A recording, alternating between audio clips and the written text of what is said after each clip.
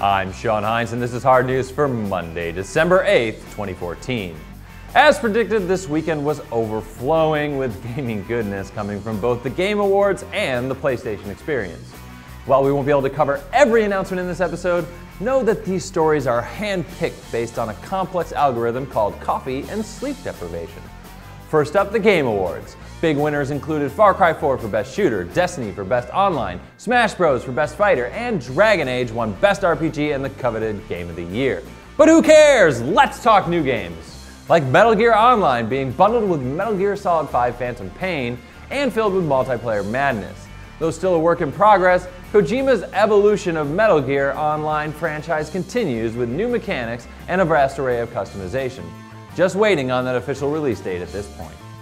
Another game we cannot wait for here at ScrewAttack is Nintendo's Mario Maker.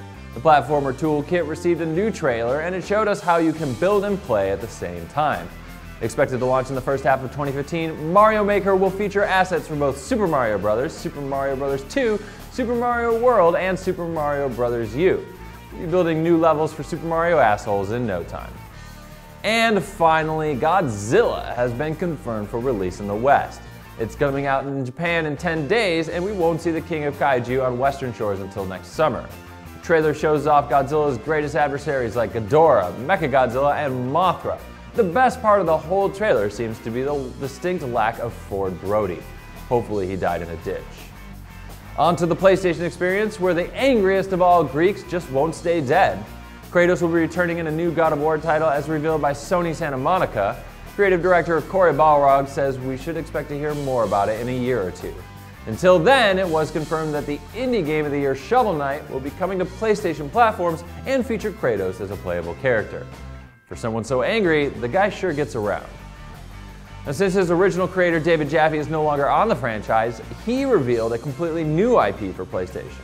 It's called Rana Death, and the arena-based shooter is heavily inspired by the Trapper Keeper from the mind of a 12-year-old.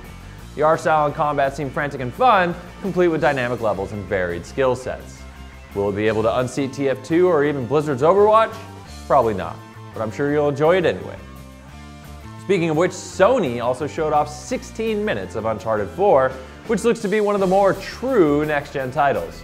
You can see some of the mechanics learned from The Last of Us peering through the mystique of Nathan Drake. Oh, and he'll even have an older brother.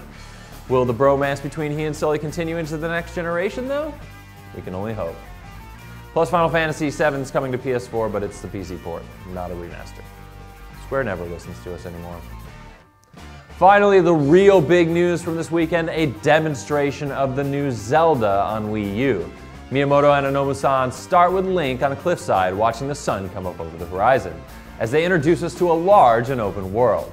Then they jump on Epona and explain a bit about the combat and how that works from horseback.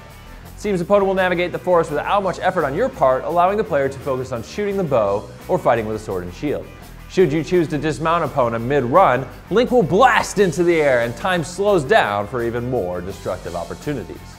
The environment and the character models seem inspired by the Skyward Sword universe, but in a much more detailed and less painterly kind of way. They then joked with each other about the other projects they've been working on before ending the demo. It was brief, but Nintendo fans gobbled up all the new features. Did you like it? Well, then let us know in the comments. On to the comment of the day from Tracy Pete for Life, who says, I hate combos. I freaking hate them. I should never be forced to do them when I can just kick the crap out of things. This is all. That and KI should have been a movie. Ah yes, a Killer Instinct movie would have certainly been a gem.